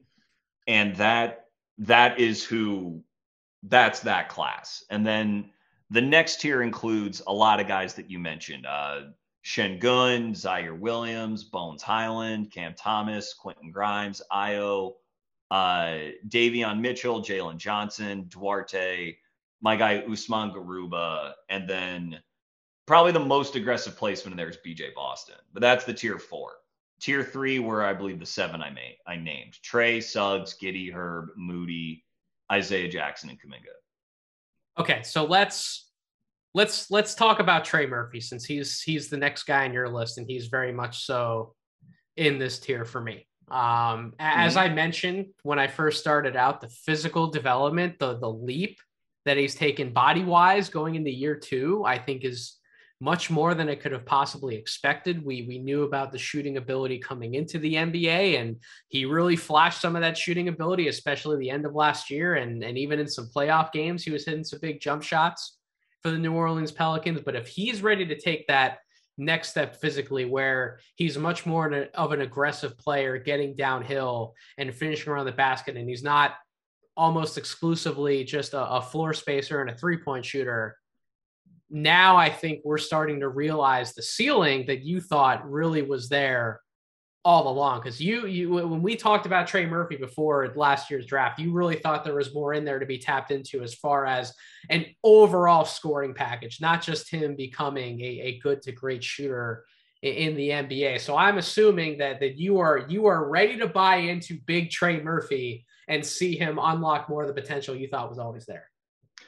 Absolutely. And I actually don't know that it's going to happen this year, even though it's summer league. You notice sort of the physical difference, just because I think the Pelicans are just that stacked, and they have so many guys who can play on the ball already in CJ and Zion and in Brandon Ingram, that Trey is still going to very much sort of star in his role on that team, which is still going to be basically a play finisher, whether finishing plays are in knocking down jumpers or in, cramming around the rim.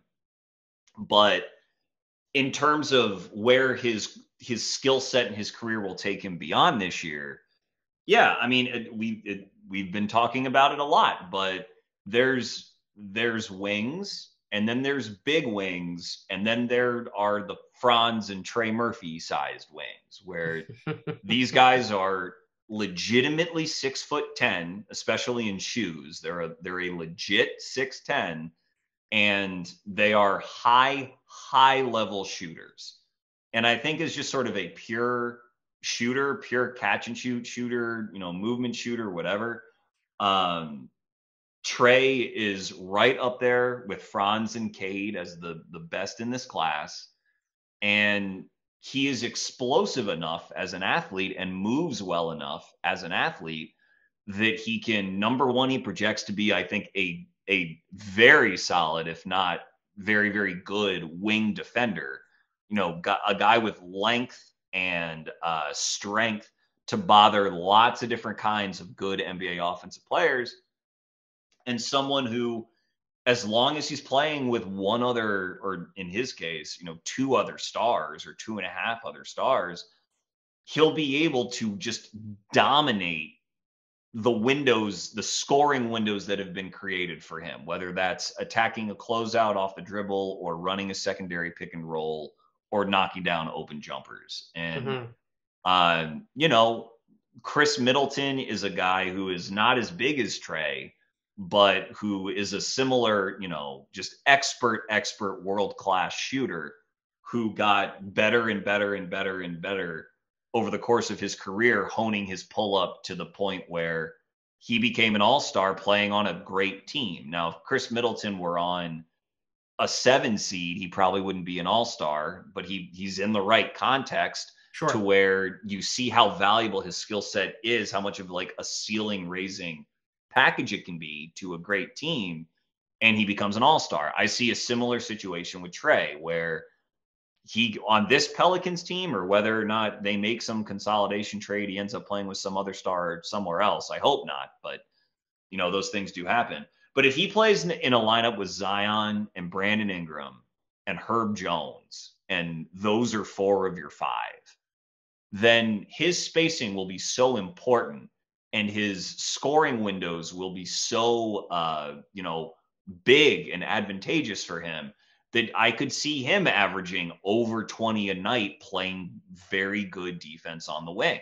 It's just, that's what positional size and athleticism gets you, and that's why I think I look at everyone else, compare him, for example, to Jonathan Kuminga, who is a better pure athlete than Trey, more of a power athlete, and who's in a really good system himself in Golden State, but like the ball just has to go in the hoop. At some point, you are how threatening your offensive game is. And Kuminga's highlights are breathtaking, but if he never projects to be an above average shooter, he doesn't do it, and he will put up really impressive scoring totals at times, but it's done in a completely different way than Trey Murphy can do it. And because Trey Murphy can do it in that specific way, I think his game just scales and it just projects better in so many different situations, especially in the playoffs in certain aspects than Kuminga, even though Kuminga is this breathtaking athlete. But right now he projects more as like a small ball big versus Trey Murphy being able to operate as well as he can out on the wing because he can just shoot the piss out of the ball. That's exactly right. Like, and I won't belabor it because I think it is a relatively simple point, but sometimes the simple answer, and oftentimes the simple answer is the best one. Like, if you're a world-class shooter and you can play on the wing, then you're just going to be more and more and more valuable as your career goes along. And so that's what I think about Trey. So I agree with everything you said. And I love, and at some point last year, I did not get quite as high as you were on Trey Murphy, but I certainly came around to a point where I'm like, should he really be like a lottery pick? And the Pelicans are loaded, and I'm not even going to rule out that Trey, he won't start on this Pelicans team. The starting lineup is that loaded with veterans, but I think there's a good chance he could end up playing like, I don't know, like low-level starter minutes at some point next year. Like if he gets to like the 25 to 27 minute per game mark, and maybe he's involved in some closing action and he becomes one of those guys. I don't know. I feel like he can. There's definitely a ceiling to where he's playing more than like 18 minutes a night because he's that, of course, he's not one of their starting five, but he's one of their five most important players. Yes, clearly to me. But yeah. So Josh Giddey was the other guy. He was my next man up, and he may end up being the guy who I regret being the lowest on the most from last year. Because again, I didn't attach a number ranking to him, but I had him as a tier 3 guy. But even though I had him in tier 3 with a group of good players, like when I did a mock draft, for example, when I did my GM style mock draft, I had Josh Giddey going certainly closer to 20 than I think I even took him in the 20s. Then I had him going 6th overall to the Oklahoma City Thunder. And boy, was I wrong about that, because even though he has a number of things he can work on from a scoring perspective, and he needs to become more of a consistent outside shooter, I underestimated still how this guy can just get downhill and get somebody on his hip, and the passing angles he can create, the hit aheads, the passing is just absolutely freaking ridiculous. It's way more ridiculous than I thought it was going to be. And if he becomes more of a scoring threat, at the very least around the basket, which he seems at least in the summer league stretch, seems like he's going to be able to take a reasonable step in that direction as he heads into year 2 in the NBA. Boy, his ceiling becomes a lot higher than I thought it was. Like I really didn't think, at least I didn't think he'd be this legitimate all the time on the ball point guard. Like he's just going to be in the NBA. I thought he was more of in the Joe Ingles mode, and he is clearly more the Joe Ingles, and that's why he has shot up my re-tier in such a significant way to where I think he can be an all-star. I think he could potentially be a multi-time all-star. Where are you at with Josh Giddey? Right about the same place. I mean, I loved Giddey last year, and I was less surprised by his play in Oklahoma City, because if you have that sort of facility with the ball, again, Giddey is 6'8", 6'9", and you're that young, then it's very, very rare for those types of talents to like not be excellent NBA players. I think with Giddey, the one interesting part of his evaluation sort of going forward is that like he is clearly one of the 10 best players in this draft. And I think someone could be justified probably having him as high as 5, maybe even 4. But he, shooting is his biggest question offensively. And, we've mentioned guys like Barnes and Green who can really flourish in spite of, Jalen Green's an excellent shooter, but like they aren't overly reliant on their jumper because their athleticism confers them so many advantages. Giddey is his size and sort of his physicality do confer him advantages, but he's not like a crazy explosive athlete in his own right. And he's not a great defensive prospect in, really at all. And so when you take away, if you say he's sort of an average to below average defensive prospect and he's a below average shooting prospect, there's a question as to how scalable that's ultimately going to be. How many different winning environments can that really flourish in? And I think that's a fair question to ask of him. The easy retort though is that Giddey's not going to be 20 until November. Like that's how young he is. He's 19 and a half years old. So I think you just take his unbelievable playmaking vision, and like as good as Cade is, I think Giddey is the best passer in this draft class. Oh, it's not even. In my opinion, it's not even a debate between the two. And you take his size and his fearlessness and the fact that he's a willing scorer of the ball. The efficiency isn't there yet, but like he does look for his own shot. And you just see where it takes you. And maybe that shooting does come along, and maybe he does become a very clever and like physical finisher around the hoop. Like there's still ways for him to make leaps in his game. But I will confess that like with someone like Trey or Franz, to say nothing of the guys I have above those two, the scalability portion of it does weigh in my mind. Like I can see those two playing alongside other stars a bit more cleanly than I do Giddey, but he's still a brilliant player. So you chose all of the right negatives to highlight about Giddey's game. You definitely did. What's crazy to me though is I obviously agree with all of them. Yet the only thing is you mentioned the winning portion. Chuck, I know it's just summer league. I know, but we're watching him out there in these summer league games with his Oklahoma City Thunder team, and the looks that he's creating, the advantages that he's creating for his teammates because of his absolutely ridiculous passing ability. He makes me think that this Oklahoma City Thunder summer league team could like be above 500 during like a regular NBA season like that. That's how ridiculous it looks sometimes on the court.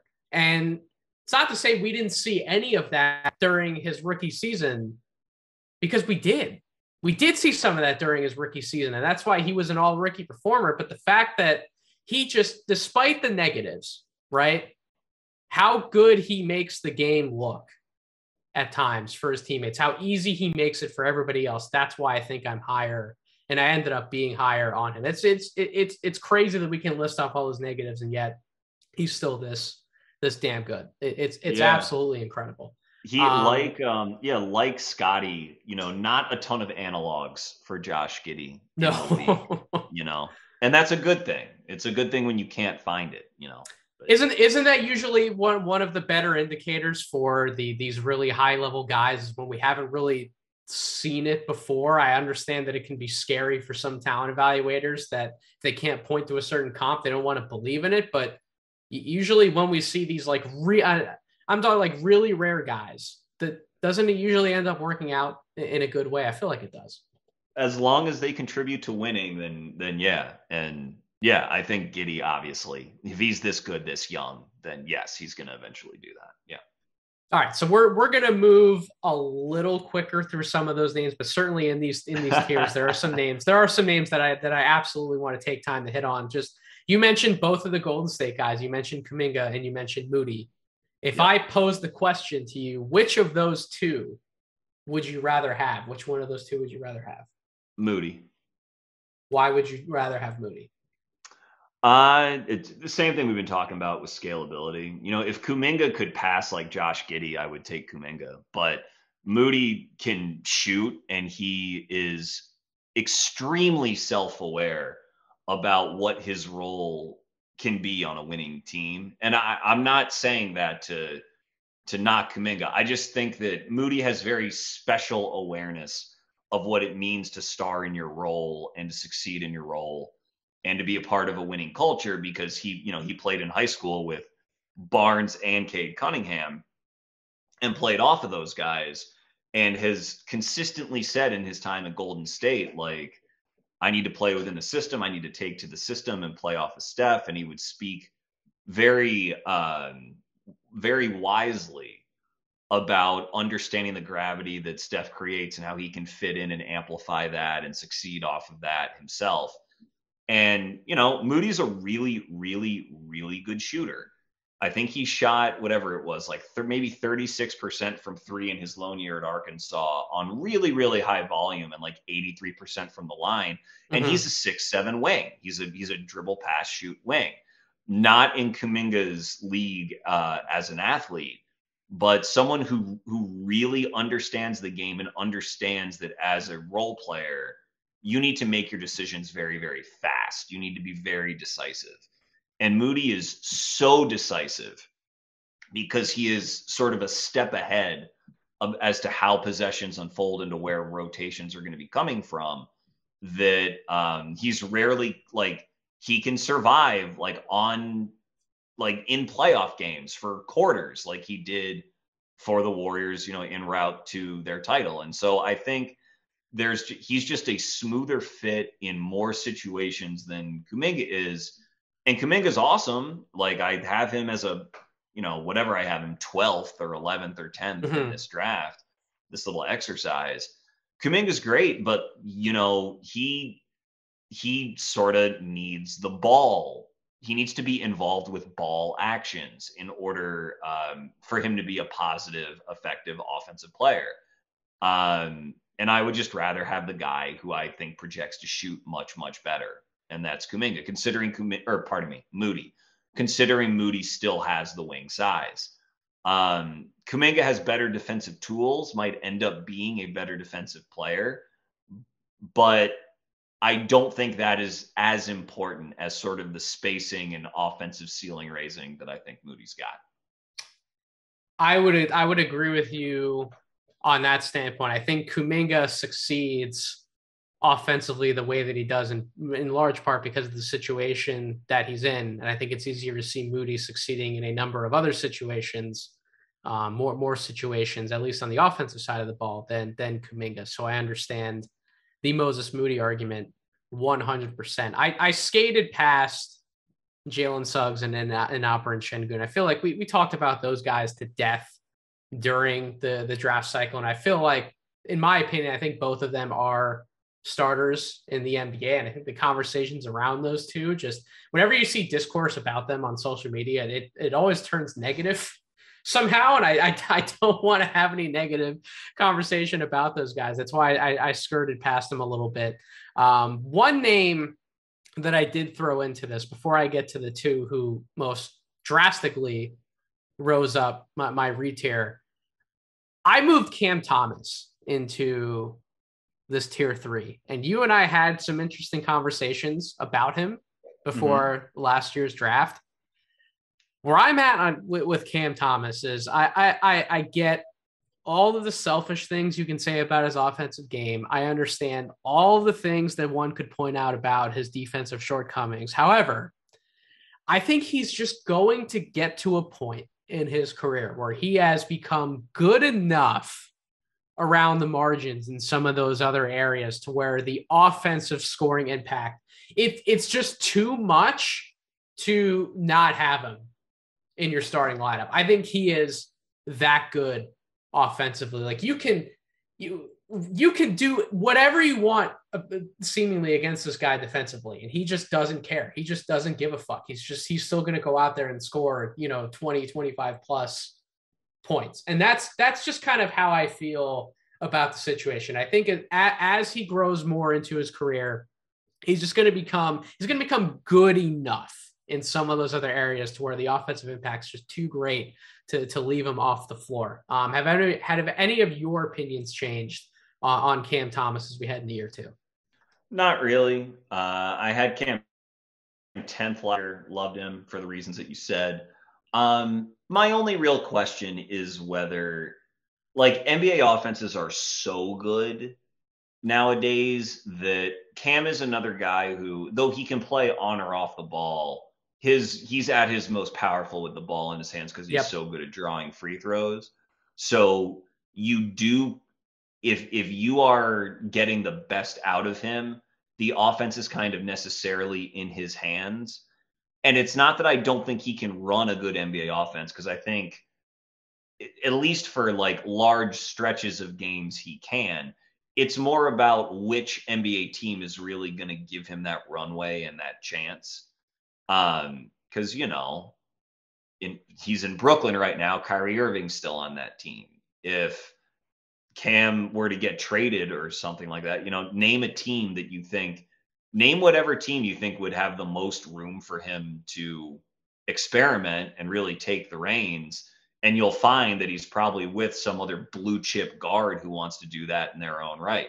If he goes to Oklahoma City, there's Gideon Shea. If he goes to Sacramento, there's De'Aaron Fox. If he goes to New York, there's Jalen Brunson and possibly imminently, Donovan Mitchell. There aren't as many slots for on-ball guys to grow into big offensive options as it seems, especially ones who aren't wing size. So that's my concern is, like, let's get Seattle and Vegas up and running so Cam can have his own team. Like that, it's more of that than anything else. Well, who knows if all this stuff goes down in Brooklyn and he's somehow not involved in any of these packages going out the door, maybe he gets those opportunities in Brooklyn still. Who knows? Yeah, maybe. The two guys that I mentioned who really shot up, and when I say shot up, I mean I considered these guys bench players before last year's draft, and now they both seemingly appear to be, if they aren't already, long-term starters. As Herb Jones, I feel like he's going to be for whatever iteration of the Pelicans roster that we see with or without a possible Kevin Durant trade. Then Quentin Grimes also certainly looks like he can be on that path. I mean, he's had as good of a summer league explosion as we could have expected, and as we've seen out of any of these year 2 guys. And he was a guy who I saw what a starter outcome could look like for him, but he just appears to be like one of these players. Look, there are going to be a number of NBA teams who eventually try and be like, how can we pry away a piece like Quentin Grimes? And we hear all these reports about Utah, and Utah apparently wants Quentin Grimes more than they want Emmanuel Quickley and Obi Toppin. That's according to some of the reports. And so we already see Trader Danny wanting in on some of the Quentin Grimes action. Those two really stood out to me for that reason. I didn't project them to be where they are right now, possibly at any point in their careers for different reasons. But out of those two guys, Chuck, who surprises you more that I would have jumped them up this much between Grimes and Herb Jones? From pre-draft analysis or from their performance this year? from pre-draft analysis to where I have them now. I had Quentin Grimes as a tier 5 guy, and I had Herb Jones as a tier 6. So the fact that I moved both of them up to tier 3, who surprises you more that they made that high of a jump? Probably Herb, going from pre-draft. Just because Herb's story is just insane. How much impact he had as a first-year player. Yep. And I really like both of these guys, but I am higher on Herb because I think Herb, a fashionable thing to do with Herb and Trey Murphy is to compare them, with Willie Green having come from Phoenix, is to compare them to Mikal Bridges and Cam Johnson, respectively. Two other wings who contributed to winning a lot as Phoenix rose into this powerhouse out west. And I think, my feelings on Trey are well chronicled, that I think he can be a better player than Cam Johnson. I also think that Herb can be a better player than Mikal Bridges. And that might be strange to hear, which is fair and understandable. Mikal Bridges is awesome and, was a first team all defense player.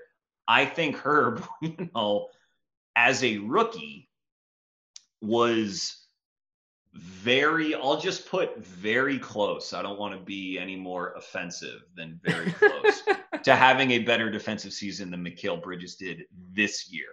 So, Herb's a better athlete than Mikal, I think pretty clearly. Herb is crazy explosive as an athlete. The highlights of him blocking 3-point shots on recoveries are completely bonkers with his timing and everything else.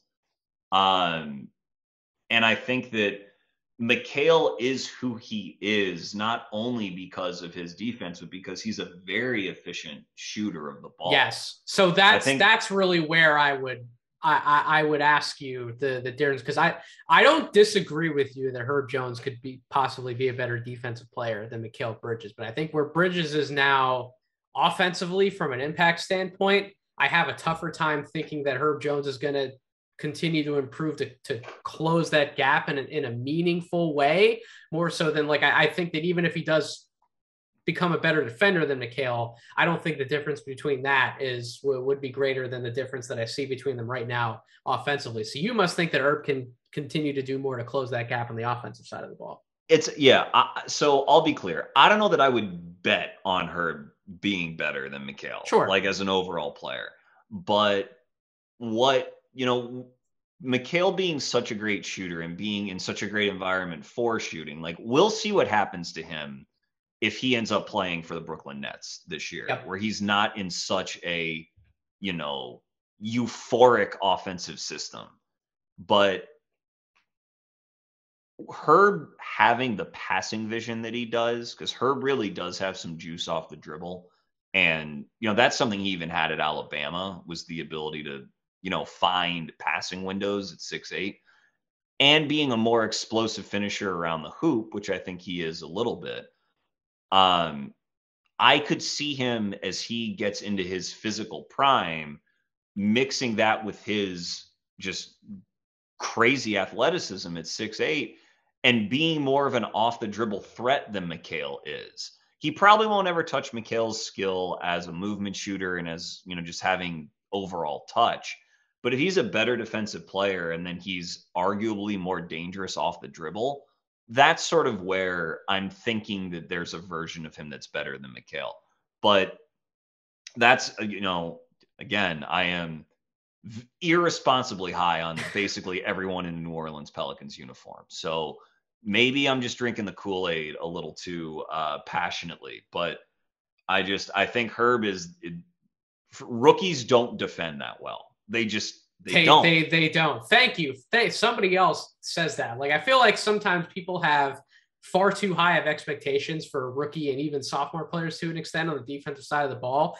It's really, really hard to be that good of defense when you're just not as physically mature as the competition you're going up against every single night, let alone you being a young player, especially if you're a lottery pick coming in on a bad team that also probably isn't good defensively, and you're a first or second year guy, and you have to take the time to actually build the chemistry with everybody else. So not only do you have to learn how to defend yourself, but you also need to learn how to defend with everybody else around you. And that just takes time. So there's just so many things that combat an NBA rookie or even a sophomore, depending on who you are, to being good on the defensive side of the ball. So yes, I agree with you. That's a very high compliment. We can say that about somebody like Herb.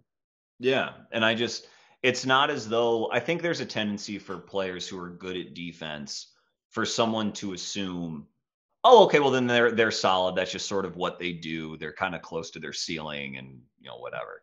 And I don't know, man. Maybe that's true with Herb, or maybe he's 22 and in 5 years he's going to be a lot better than he is now. So I'm just excited to see who that player is. That's all. So let me run through my tier 4, since you essentially ran through both your tiers 3 and 4 at the same time. So my tier 4, this is much smaller than what it was pre-draft. I had 16 players in this group. I have literally cut that group into half. I pushed more players into what I would consider the starting of the bench category, like a 7th through 9th man. I have a lot more guys in my tier 5. So my tier 4, want you to listen carefully. I have Josh Christopher, Trey Mann, Davion Mitchell, Bones Highland, Jared Butler. Then we get a little crazy. I have Jeremiah Robinson Earl in here. I have Nehemias Keita in here. Oh, let's go. Does that one put you in the back of your chair? A little bit. I literally just leaned back. But I like Nehemias. I had him in my top 40 here. So yeah, and then I had Jose Alvarado as the other guy. But yeah, Keita, talk to me. What are your thoughts about Keita? Not that I brought him up as like a tier 4 kind of guy. You take the floor on him. You have him higher. You lead the way. So I put Keita in this group. Really, I know this is the one area, the one instance I think where I am possibly overreacting to what I've seen in Summer League, Chuck, but I've seen a guy who has legitimate size for a big man. He's strong. He's powerful to a certain extent. He's mobile. He can even take the ball and put it on the ground for a few dribbles and get to the basket.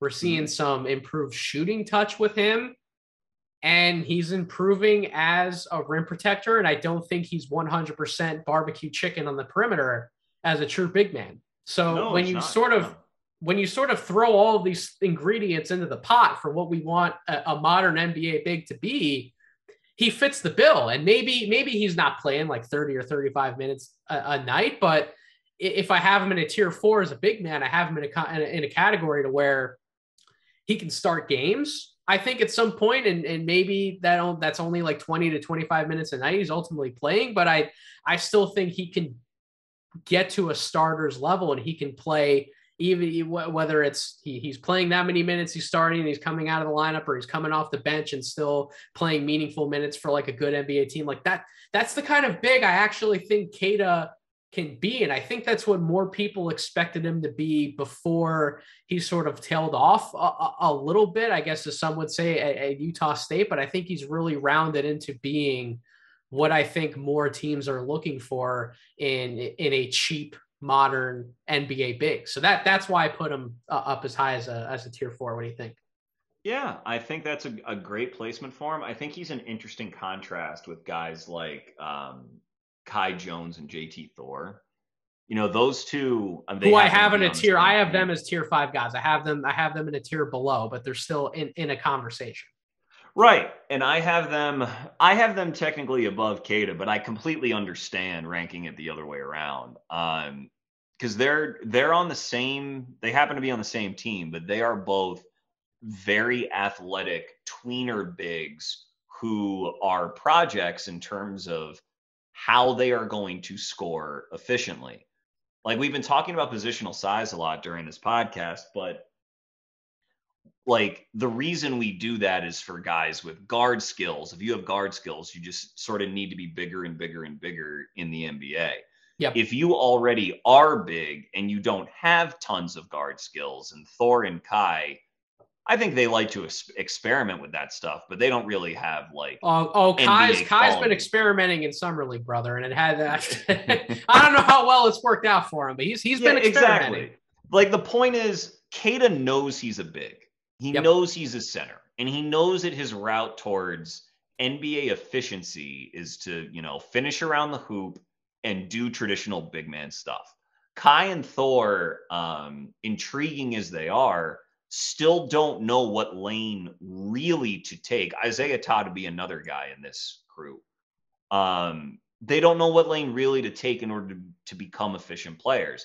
Yep. Thor, I think, arguably has the cleanest route there, or maybe Todd does. Just because if you can shoot threes, then that's something, and that keeps you on the floor, and then maybe you build out from there. But that sort of uncertainty where your rawness or your quote unquote potential can be sort of a blessing and a curse, that can cost you years in the league, and your rookie contract can be over before you know it, and you have not carved out a productive role. Whereas a guy like Queta, or another guy I have ranked very close to Queta, Jericho Sims, they know exactly who they are. They know the role that they fill. They already do it well. Both were either conference defensive player of the year or conference defensive player of the year quality in Sims' case in the Big 12 when he was at Texas. You know, they have a baseline to build off of, and will either one of those guys ever sign for more than the mid-level or more than $10 million a year? Maybe not, but they're going to get 2 or 3 contracts in the NBA, and that makes them a top 35 player in this draft class and a top 25 player in most draft classes. So, yeah, I really like an aggressive placement on Queta. I think that's good. So why don't you run through your tier 5, and then to close out the podcast, I'll give you 4 names from my tier 5 that actually drop down all the way from tier 3, and we will try and be more optimistic about somebody to close out the podcast on a high note. So why don't you run through your tier 5 first? Okay, so we've talked about some of them, and you mentioned some of them already in your 4. So I have Jeremiah Robinson Earl, Trey Mann, Kai and JT Thor, Primo, Daron Sharp, who also fits in that big discussion a little bit. Yes. Then a couple other wings who don't quite have the efficiency or the ball skills or the potential of some others we've been talking about, but still good players. Kessler Edwards and Aaron Wiggins. Jaden Springer. Yep. Jose Alvarado. Keon Johnson, you know, he and Springer college teammates and sort of are of a piece in terms of NBA role. I have Corey Kispert here, Jericho Sims, and then my last guy that I have included in here, I mean, although this is a very soft tier, I could include another 10 players, was Greg Brown III. Okay.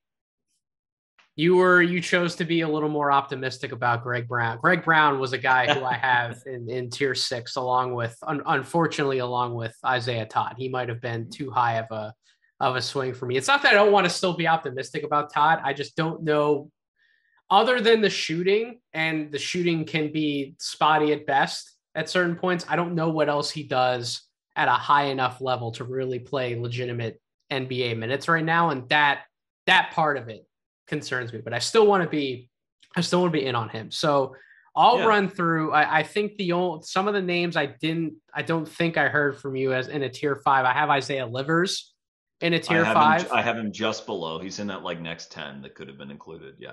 And then I have some fun names. I have Austin Reeves in here. I have David Duke in here. Yep. I have Sandro Mamukelashvili in here. Yeah. And then to close out tier 5, I would have Trendon Watford, Delano Banton, and Santi Aldama, who is, man, that guy has really surprised me in Summer League. Chuck, I didn't realize he could do this much off the bounce with the ball in his hands, with some of what he's done for the Memphis Grizzlies Summer League team. He's really surprised me. Yeah, has Santi lost like 30 pounds? Yes. That is crazy to me. And he looks really good out there. I have him in that next 10 as well, but and I have him above Watford and Banton. And yeah, I can't speak with any sort of authority on him because I haven't really paid attention to him since the 2021 draft cycle. But yeah, he has definitely turned heads in Summer League. All right, so 4 names. We're going to close out this podcast on a high note. The last 4, I shouldn't say the last 4, really the first 4 names, I should say, in my tier 5. But these guys dropped not from tier 4. They dropped from tier 3. or I had them pre-draft. So you mentioned Jaden Springer. I have James Bouknight here, and then Kai Jones and Keon Johnson. So Springer, Bouknight, Jones, and Johnson. Out of those four guys, Chuck, who should we be the most optimistic about to where they could possibly get back to jumping up a tier or two within the next few years? Ooh, who can we end on a high note on? Great question. Kai, Springer. So when I did this, Kai was ranked the highest because at the end of the day, Kai is still the most athletically gifted, though Keon is a great athlete, but Keon is 6'4" or 6'3", maybe even. And Kai is 6'10", 6'11". And Kai is in his heart of hearts, he is a play finisher and he is playing with LaMelo Ball. Yep. So I would say Kai would be the best, but each one of them has their own very unique case. But yeah, we already touched on Kai a little bit. It's just that if Kai can figure out what to be great at first, I mean, that's what he needs to do. He needs to know what he can do at an NBA level over and over and over again. If he can find a role that suits him enough to where he can play 20 to 25 minutes a night consistently, then year over year, he can add other stuff to his game and eventually be like a hyper intriguing, incredible, like big wing athlete, like 4-5 finisher type. Someone who could be in conversation with like a Kuminga in terms of how they could affect the game. That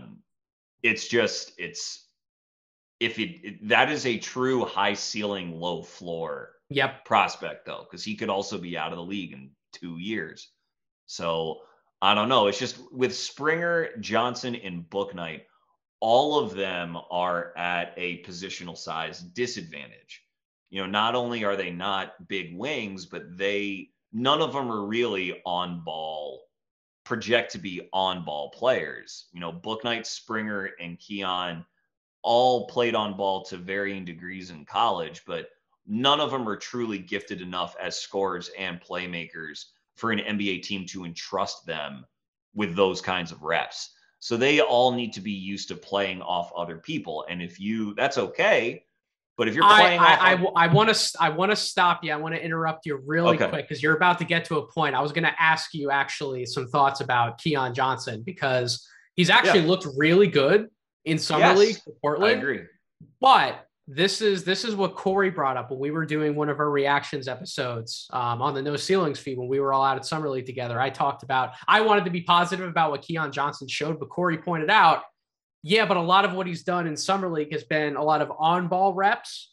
And during the course of an NBA regular season, if he is playing NBA minutes, he's probably going to be operating in more of an off-ball role. So take what you're seeing at summer league with a grain of salt in terms of his role and the production he's having within a certain role that would probably be different within the context of an NBA regular season. I'm assuming you agree with that, or are you still encouraged with a lot of what you've seen? I mean, I think I'm encouraged, but yeah, I agree. I mean, he's on a team with Damian Lillard and Anthony Simons, and they just drafted Shaedon Sharpe. You know, where are the reps going to come from? Yep. So that's what I mean. Like you need to be really efficient at scoring the ball, especially the shorter you are on a basketball court. And that's at some degree, that's the issue with Springer, Keon, and Bouknight. All of them is that all of them, you know, none of them are really plus shooters for being 6'4". And you can find guys that height who are not plus shooters and carve out important roles. Bruce Brown is one. Gary Payton the second is another. But first of all, you have to be unbelievable at defense, and at least for Bouknight, that's not the case. Keon and Springer have more of a projectable road in that way. And both those guys kind of hit later on in their careers because you have to really find your way within an offense and you have to be extremely strong. And Keon and Bouknight are both on the skinnier side. Keon's a crazy athlete, but he's not really built out. Springer is the one who probably has that sort of Peyton or Brownish build to him. Yep. And so maybe there is a readier path for him to fulfill that kind of a role. But that isn't, that kind of a player, a Bruce Brown, Gary Payton II, you have to go find a top 10 offense to sort of catch on with and then hold down a role for. Because if you are going to be as sort of kind of non-threatening offensively as those two are, then you have to join a world-class offense already. That's why Bruce Brown is, stuck by playing next to Kevin Durant and is now going to play with Nikola Jokic. That's why Gary Payton stuck playing with Steph Curry and is now with Dame Lillard. Like, you the team that drafts you can't count on getting a lot of value out of you unless you have a world-class offense to begin with. And so that's sort of the challenge there. But I like all these guys to varying degrees. I loved Springer in the draft. And so I think there's a good chance he eventually does make it. I just don't know it's going to be for Philly. It just might be for another team. I think I would agree with that point. If it's going to happen for him, the more I watch, the more I don't think it's going to be for Philly. But I'm glad that we could end on a high note with some points about Kai Jones and Keon Johnson. I will not talk about Jared Butler on this podcast. I'm in a little bit of a dark place with Jared right now. I don't want to hurt my feelings even more than they potentially already are. So we're keeping the podcast ending on a high note. But Chuck, this was everything I expected it to be and more. You truly are one of the best in the business for a variety of reasons, and couldn't be more grateful that you wanted to hop on and join me for this exercise. Plug everything in. Listen, if you're not listening to Chucking Darts by now at this point, and you've listened to enough of my podcast, what the hell are you doing? I don't even know what you'd be doing anymore at this point, but just plug everything you're doing one more time for the audience. Oh, thanks, man. At Chucking Darts, the Chucking Darts NBA and Draft podcast, wherever you get podcasts, that's where you can find mine. If you follow me on Twitter, I release my episodes. Nathan is usually kind enough to give me a retweet from the powerful, monolithic No Ceilings Collective. And so I'm going to try to do more written stuff this year and this summer. Love it. Yeah, just be on the lookout. Just follow me and you'll find me. But I'll be one of the first to read anything written you do. So definitely please pump out some of that written work. I will absolutely share it everywhere I can. But most importantly, thank you everyone out there who has listened to this episode of the Draft Deeper podcast. If you aren't subscribed, make sure you do so wherever you get your podcasts, Apple Podcasts, Spotify, YouTube. Make sure you're following me on Twitter at Draft Deeper. And as Chuck mentioned, make sure you're following the No Ceilings Collective at No Ceilings NBA on Twitter. Subscribe to the Substack, NoCeilingsNBA.com, and subscribe to the No Ceilings NBA podcast, wherever you get your podcasts, as well as the Draft Deck with Corey and Albert. Make sure you subscribe to all three of our shows. We're going to continue to pump out more content throughout the entire offseason. I'm excited to do more content like this, dive into some more NBA topics until we get to 2023 draft prep. That is on its way. I'm trying to enjoy some of the NBA landscape around me for a little bit longer. But thank you so much again for listening. Until we meet again, I hope you all have a wonderful rest of your week.